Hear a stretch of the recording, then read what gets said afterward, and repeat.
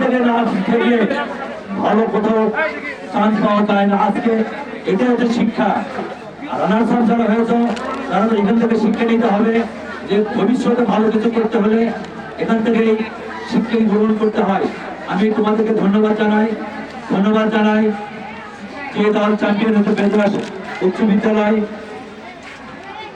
আমি দুই দলের টিম ম্যানেজারকে একটু সামনে আসার জন্য অনুরোধ করছি, কারণ এখনই আমাদের পুরস্কার বিতরণ হবে।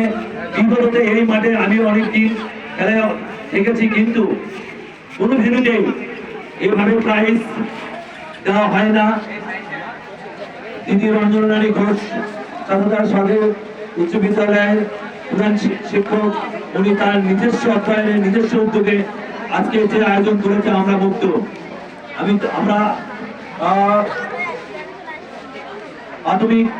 মাধ্যমিক শিক্ষা পরিবার থেকে তাকে আমরা ধন্যবাদ জানাই।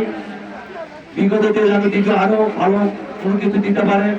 আমি এই বলে আমি আমার সংক্ষিপ্ত বক্তব্য শেষ করছি এবং তোমাদের সুস্থ দীর্ঘ কামনা করছি। ধন্যবাদ। আসসালামু আলাইকুম।